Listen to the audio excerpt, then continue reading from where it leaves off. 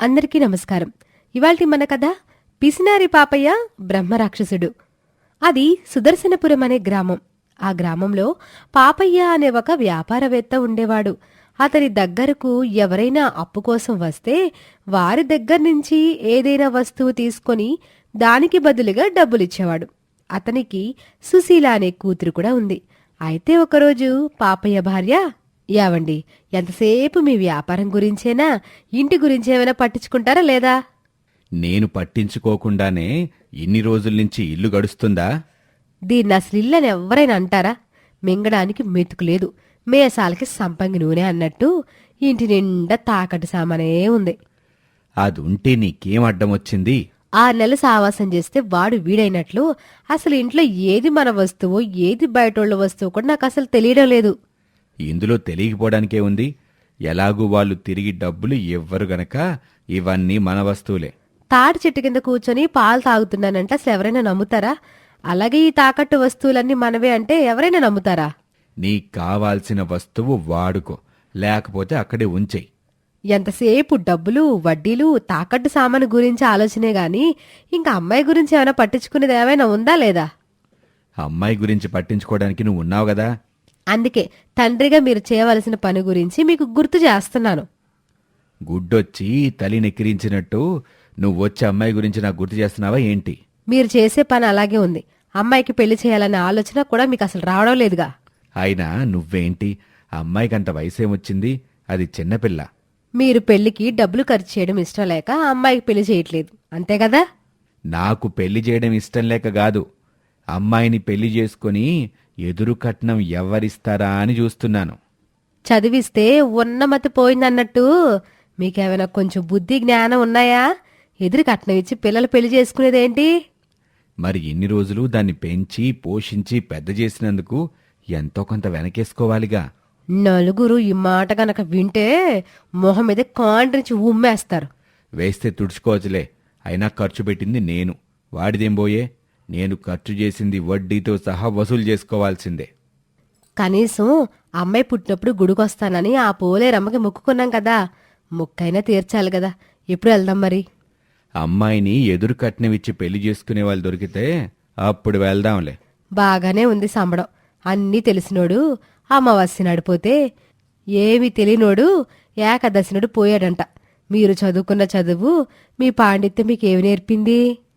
ఆ మాత్రం పాండిత్యం ఉంది కాబట్టి ఇన్ని రోజులు ఈ సంసారాన్ని ఇలా ముందుకు నడిపించుకొస్తున్నాను. నువ్వు చెప్పినట్టు చేస్తే ఇల్లంతా గొల్లజేసి అడుక్కోవడానికి రోడ్ల మీద తిరగాలి.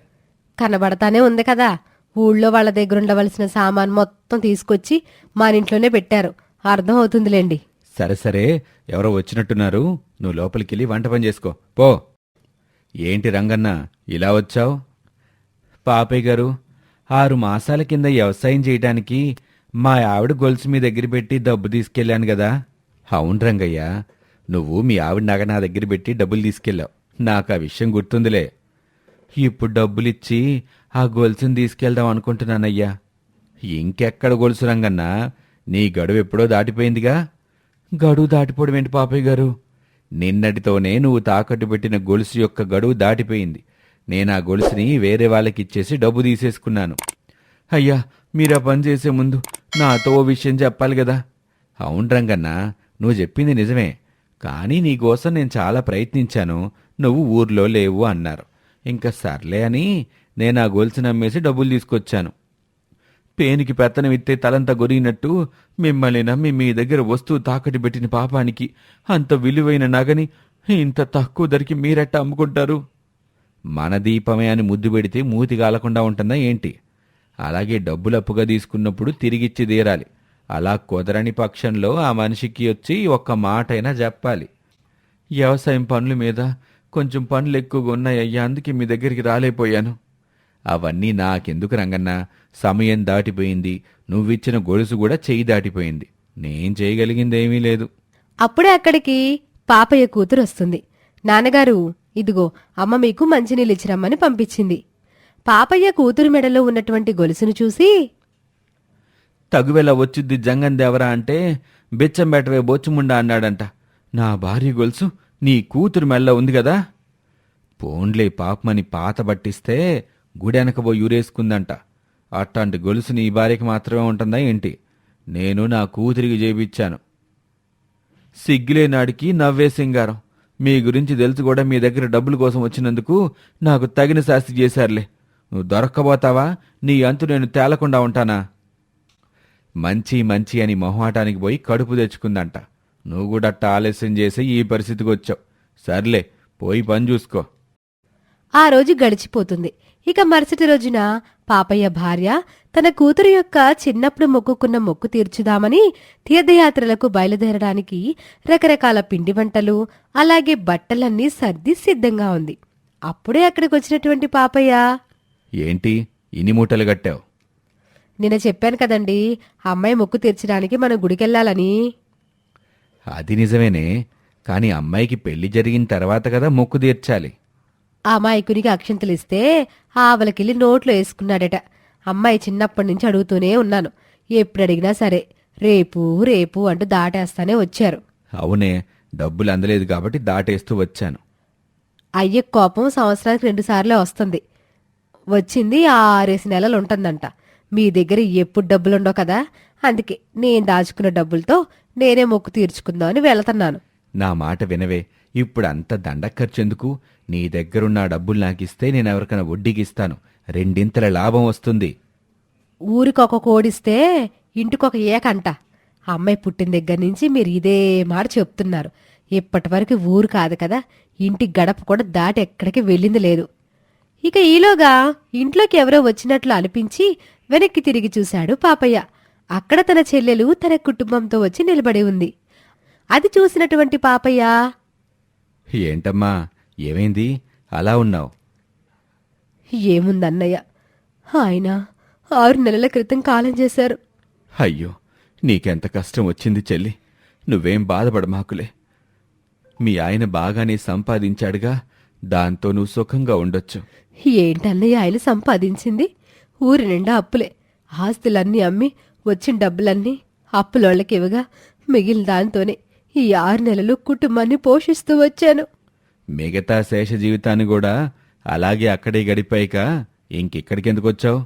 అదేంటన్నయ్య అలా అంటావు? పిల్లలు 4 రోజుల నుంచి పస్తులున్నారు. మా అత్తగారు వయసు మీద పడి రేపో మాపో అన్నట్టుగున్నారు. వీళ్ళందర్నీ పోషించడం నా వల్ల అవడం లేదు. అందుకే 4 రోజులు నీ దగ్గర ఉందామని వచ్చాను. అయ్యో, అలాగే చెల్లెమ్మా. కానీ మేము ఇక్కడ ఊళ్ళో ఉండటం లేదు.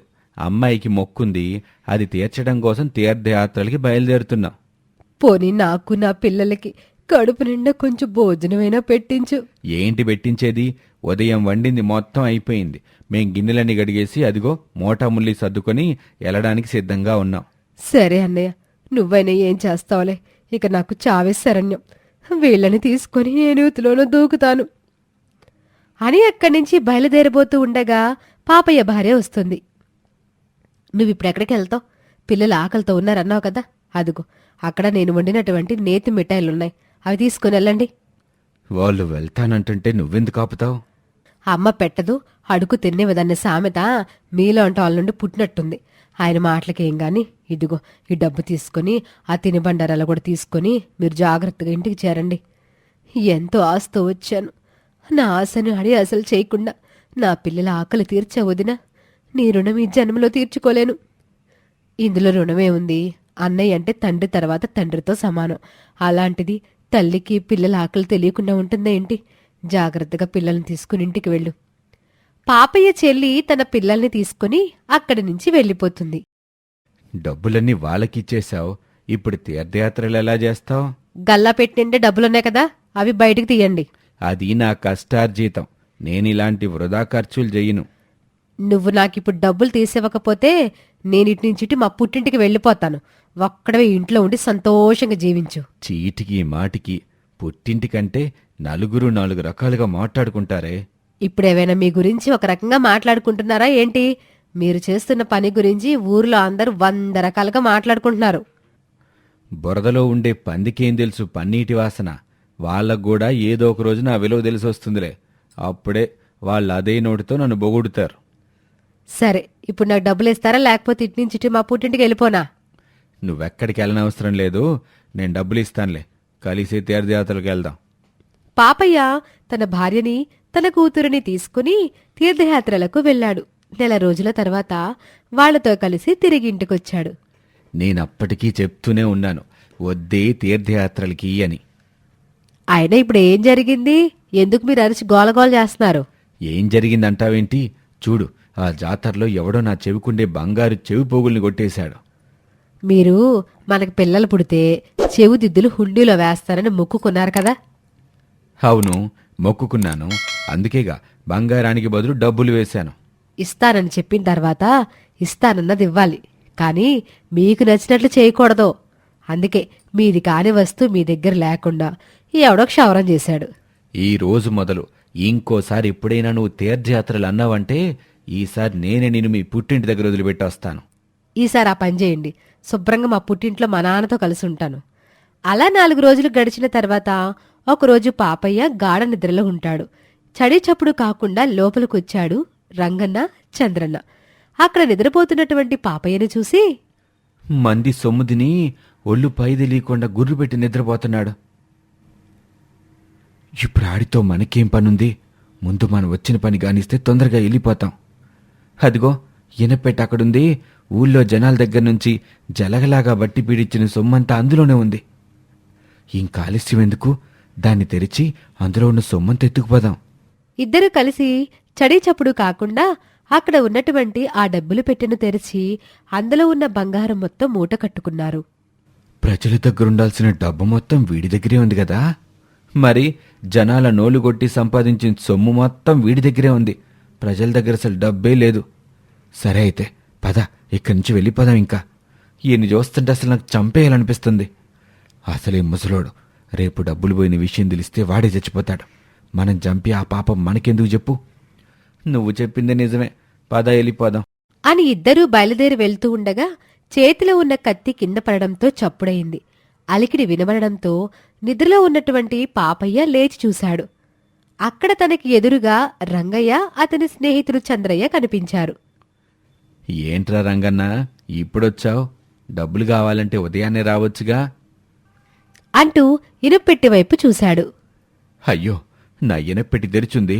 అయ్యో నా డబ్బు, నా డబ్బు, అయ్యో నా డబ్బు. అరవకు, అరిస్తే నేను చంపేస్తాను. నీ డబ్బు మొత్తం నేనే తీసుకెళ్తున్నాను. దొంగ, దొంగ అని పెద్దగా అరిచాడు పాపయ్య. అరవకు, అరిచావంటే చంపేస్తాను అని ఎంత చెప్పినా పాపన్న వినకపోవటంతో రంగన్న తన దగ్గర ఉన్నటువంటి కత్తికి పని చెప్పాడు. కత్తి గుచ్చుకుపోవటంతో పాపన్న అక్కడికక్కడే కింద పడిపోయాడు. రంగన్న డబ్బులు తీసుకుని తన స్నేహితుడు చంద్రన్నతో కలిసి అక్కడి నుంచి కాసేపటికి వెళ్ళిపోయాడు. పాపయ్య శరీరం దగ్గర 2 బ్రహ్మరాక్షసులు ప్రత్యక్షమయ్యారు. కింద పడి ఉన్నటువంటి పాపయ్యను చూసి, ఓ పాపయ్య, ఇంక బొడుకుంది చాలు, ఇకలే.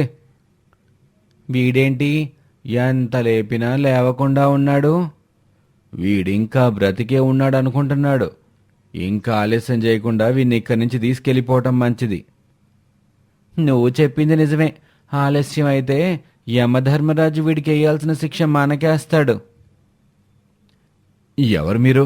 మిమ్మల్ని లోపలికి ఎవరు రమ్మని చెప్పారు? నీ సమయం అయిపోయింది కాబట్టి నిన్ను తీసుకెళ్ళటానికి మేమొచ్చాం. అసలు మిమ్మల్ని ఎవరు పిలిచారు? ఎవరు పంపించారు? ఆయువు తీరింది కాబట్టి నిన్ను తీసుకువెళ్ళటానికి మమ్మల్ని యమధర్మరాజు పంపించాడు. నేనెందుకు చచ్చిపోతాను? కావాలంటే ఒక్కసారి వెనక్కి తిరిగి చూడు. నీ శరీరం కేందుంది. నువ్వు నీ దేహాన్ని వదిలిపెట్టేశావు. నేను రాను. మీ ధర్మరాజుతో అదే చెప్పండి. నాకిక్కడ చాలా పనులున్నాయి. నువ్వు ఇక్కడ ఉండి చేసే పనులు ఏమున్నాయి? నా కూతురికి పెళ్లి చెయ్యాలి. అంతేకాకుండా నా దగ్గర డబ్బులు ఒడ్డుకు తీసుకున్న వాళ్ళందరూ ఇంకా ఇవ్వలేదు నాకు. అవన్నీ నీ భార్య తీసుకుంటుందిలే. ఇంక నువ్వు చేయాల్సిన పనేమీ లేదు. నా కూతురికి పెళ్లి చెయ్యాలి. ఎలాగూ నువ్వు పెళ్లి చేయను అంటున్నావు. అలాంటప్పుడు ఇంక నువ్వు చేయాల్సిన పని ఇక్కడ ఏమీ లేదు. అలా కాదు, నేను మీతో రాను. నీ ఆయువు తీరిపోయింది. నువ్వు మాతో వచ్చి తీరాల్సిందే. నేను మీతో రాను. నేను స్వర్గానికి వెళ్ళాలనుకుంటున్నాను. నేను నరకానికి రాను. నువ్వు స్వర్గానికి పోవాలంటే ఏదైనా పుణ్యం చేసుండాలి. నువ్వు ఇప్పటి వరకు ఒక్క మంచి పని కూడా చేయలేదు. ఎప్పుడూ ఎదుటి వాళ్ళని చులకన చేస్తూ ఉంటావు. డబ్బు డబ్బు అని కొట్టుకున్నావు. ఇప్పుడు ఆ డబ్బు ఒక్క రూపాయి కూడా నీతో పాటు రావటం లేదు. నాకిప్పుడు తెలిసొచ్చింది. నాకింకొక్క అవకాశం ఇవ్వండి. అంటూ బోరున ఏడ్చాడు పాపయ్య. చూస్తూ ఉండగానే తన ముందు ఉన్న ఆ ఇద్దరు బ్రహ్మరాక్షసులు దేవతలుగా మారిపోయారు. అది చూసిన పాపయ్య, మీరెవరు? ఇప్పటి వరకు ఉండవలసిన బ్రహ్మరాక్షసులు ఏమయ్యారు అని అడుగుతాడు. ఎప్పుడైతే నీలో మార్పొచ్చిందో అప్పుడే నువ్వు చేసిన తప్పుకి పశ్చాత్తాపడ్డా. ఇప్పుడు మేం నీకు దేవతల్లా కనిపించాం. తప్పైపోయింది. నాకు బుద్ధొచ్చింది. ఇక నుంచి అక్రమంగా అన్యాయంగా ధనాన్ని సంపాదించను. అలాగే నా కూతురికి మంచి యోగ్యుడైనటువంటి అబ్బాయిని చూసి పెళ్లి చేస్తాను. ఏవండి ఏవండి ఎప్పుడు చేస్తారు పెళ్లి? అంటూ తన భర్తని నిద్రలేపింది తన భార్య. ఇక స్పృహలోకొచ్చినటువంటి పాపయ్య, ఇప్పటి వరకు చూసిందంత కళ, ఇన్ని రోజులు నేను ఎంత అజ్ఞానంలో ఉన్నానా అని తనలో తాను బాధపడుతూ ఉంటాడు. అమ్మాయికి ఎలాగైనా సరే మంచి అబ్బాయిని చూసి పెళ్లి జరిపించాలి అనుకుంటూ పక్కకి చూశాడు. పక్కనే గుడిలో తాను పోగొట్టుకున్నటువంటి 2 చెవిదిద్దులు కనిపించాయి. ఈ చెవితుద్దులు ఇక్కడికెలా వచ్చాయి? ఎలా వచ్చాయేమోనండి. ఈసారి మనస్ఫూర్తిగా గుడికెళ్ళి ఈ బంగారు చెవిదిద్దుల్ని అమ్మవారి గుడిలో హుండీలో వేసిరండి. ఆ తర్వాత పాపయ్య తన ప్రవృత్తిని పూర్తిగా మార్చుకుని వడ్డీ వ్యాపారాన్ని మానివేసి కష్టపడి పనిచేసి ధనాన్ని సంపాదించడం నేర్చుకున్నాడు. ఇది ఇవాల్టి కథ. మరొక ఆసక్తికర కథతో మళ్ళీ కలుద్దాం.